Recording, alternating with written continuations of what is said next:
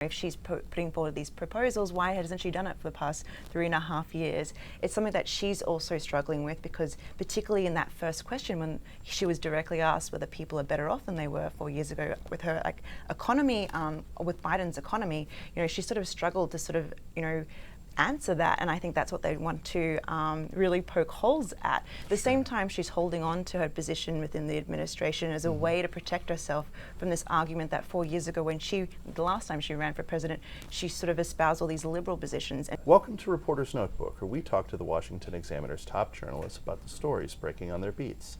I'm Jim Antle, and I'm joined today by White House reporter Naomi Lim. Naomi, we've had the big presidential debate between former President Trump and Vice President Harris.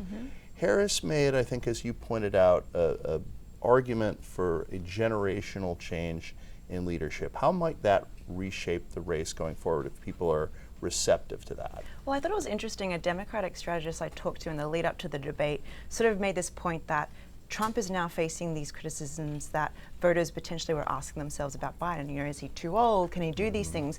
And it kind of made me pause, because I thought, really, voters, I think his age was so overshadowed by Biden's age issues that I hadn't really thought about it in that context. But it's been really notable the way that Harris has sort of made that point. Not only is it a way to distance herself from Biden's record, sort of presenting herself as an incumbent, but making these sort of character or these sort of more personal criticisms of Trump in terms of whether he has the stamina to be president. And it's something that they're going to underscore in these coming days. The campaign has sort of signaled that they're going to take a more aggressive approach going forward, particularly with her sort of new way forward sort of policy bus tour rollout that they're doing in places like North Carolina and Pennsylvania. And it's something that they'll underscore in ads as well.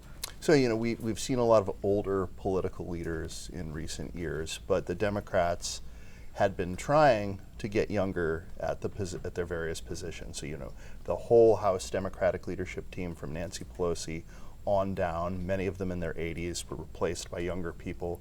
Biden was kind of the outlier, but now we have Harris at the top of the Democratic ticket. She will turn 60 later next month, but she's still in her 50s right this minute. So is this a little burst of youth for the Democratic Party? I mean, that's what they're hoping to, particularly when they're trying to do this outreach to young voters, like having her being sort of very memeable and online as a way to do that outreach. And I think it's a way to differentiate themselves, particularly when you had an electorate that had sort of disdain or just very apathetic about this rematch of the two candidates when we had Trump and Biden. And so I think that helps them create that distance. But what I think is really interesting is that when Democrats were questioned about Biden and his age, whether he was too old, they would say things like, it's not about age, it's about competence. Right. And now when I sort of pose these questions to Republicans, not only sort of strategists, but also people in the field and the campaign, they sort of say the same argument now. And so I think what is old is new again in some ways too.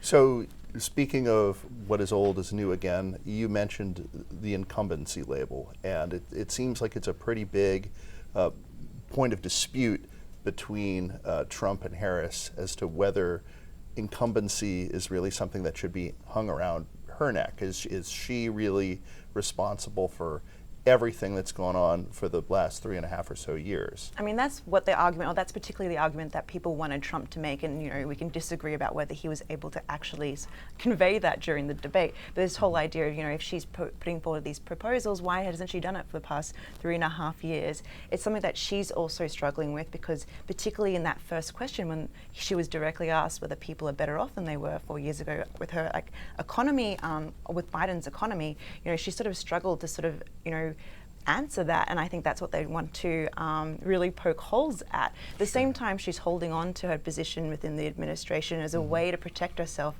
from this argument that 4 years ago, when the last time she ran for president, she sort of espoused all these liberal positions, and she's sort of saying, I've learned as part of this Biden administration that the center is where I want to be now. And so she's trying to have it both ways. I think the more that she gets out there with voters, the more hopefully that she speaks to members of the press that ask her harder questions, and people on social media and TikTok, that we'll see whether she can actually sort of thread that needle. So the headlines are obviously very different after this debate compared to the previous debate between Trump and Biden. What was Harris able to do that Biden wasn't, really, in terms of taking it to Trump?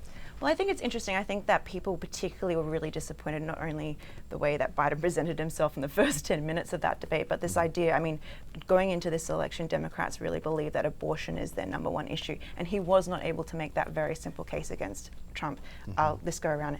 And now with the debate that we saw most recently, I think they're very, people were sort of sharing that whole clip on social media from the Democratic side, this idea that Trump and his vice presidential nominee had distance between them in terms of whether Trump would veto a national or federal abortion ban. That was something that they thought was a real win. So I think, this idea that going into the debate, Harris had this role of prosecuting the case against Trump. I think that was something that she was able to do. Whether she was able to sort of convey her own sort of positive case for herself, I think is something that we are seeing that potentially hasn't changed people that didn't know what they thought already before the debate. I don't know whether she sort of swayed undecided voters in a way that they would have liked her to have. Does Brat Fall come after Brat Summer? I think it's Demure Fall, Jim. Demure Fall. Yep, got to Pumpkin keep up. Spice Brat. Well, thank you. That's why I have my youth outreach. You're welcome. Thank you, Naomi. You can read Naomi and the rest of our political team's coverage at washingtonexaminer.com.